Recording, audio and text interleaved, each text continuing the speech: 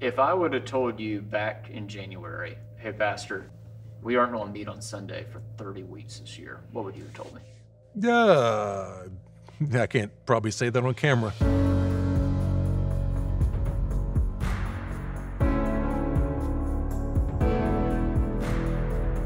2020 was already just off to a great start. Well, I mean, January, February, they're always great. You know, people have made, New Year's resolutions that we did Mountains Can Move. Then Wake Weekend happens. We see life change happening within the heart of our student ministry. There was momentum in students, kids. We had spontaneous baptism, which while we've done it for a year or two, it was one of the top 10 days I've ever experienced at our church. I remember when the COVID started, you started seeing more and more happening in January, February, and thinking that, hey, this could become an issue for us. We need to probably start thinking about what this could look like if it hits us here as a church. There was definitely like a buzz going on about a virus.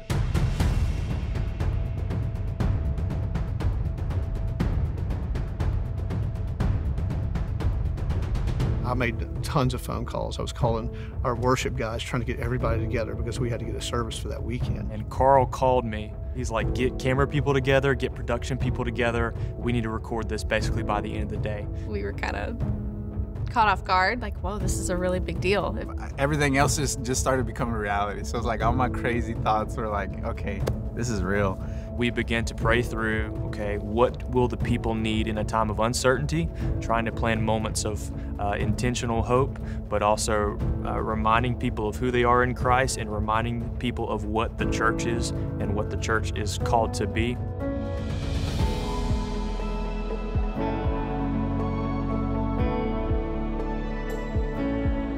We're seeing countries like Uganda, Bolivia, the UK, and watching so many people tune in from not just across the street, but across the pond. This was going to be a prime time for God to use the internet to translate the gospel around the world.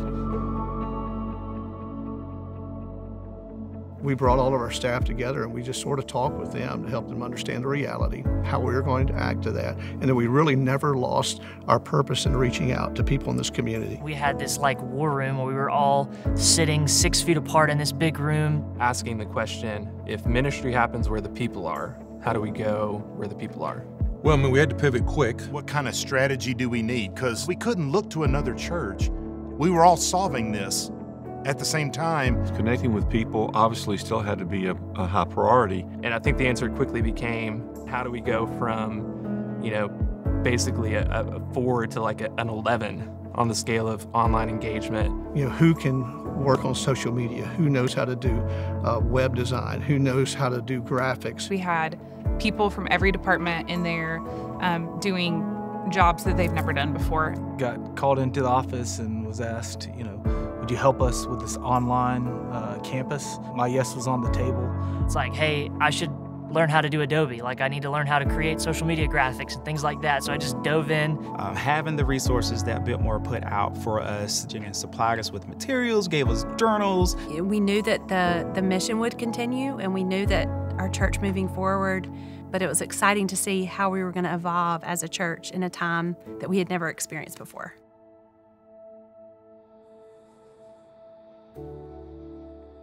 That Thursday night, I think the stay-at-home order had been announced and it was going into effect actually that night.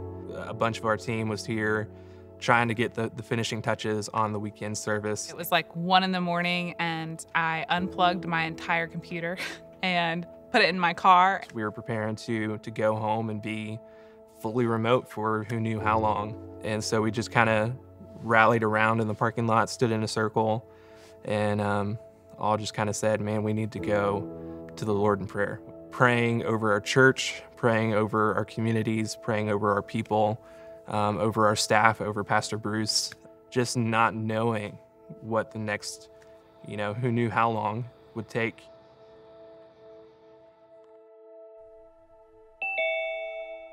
There's an opportunity that is here that how God uses it is up to him, but you can already at least see some ways that he's using it. We're still here to make disciples for the glory of God. We were all working from home, so we had like a Zoom open all day. Somewhere in one of our meetings, we were talking about, okay, how do we impact our community? How do we reach out during this time when everyone is at home?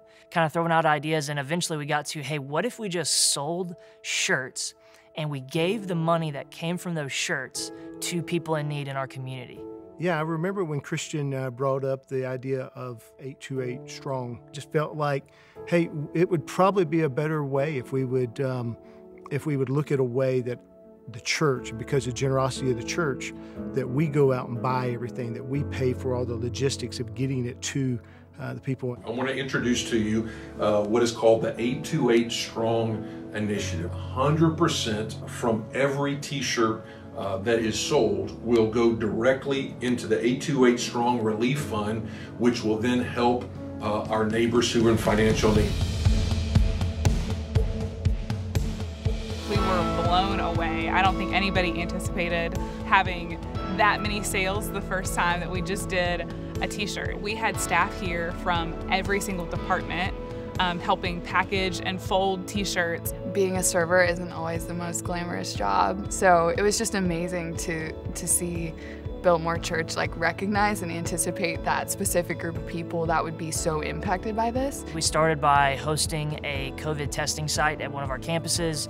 We did a food drive for people who were in need of food.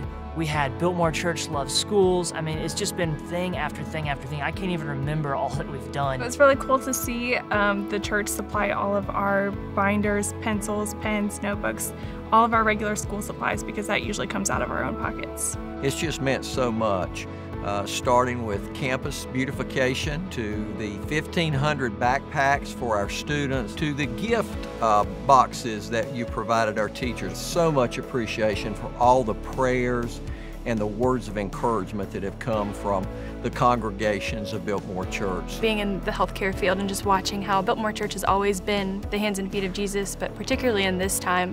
I'm consistently proud of the church in a good way, not in a prideful way, but in a good way, just because I get to hear the stories, I see the impact they're making, stories we get to see collectively. Even the methods may change, the message stays the same. And whether we're on site or whether we're online, we're still on mission together. We knew that whatever happens during this time, we would be known for.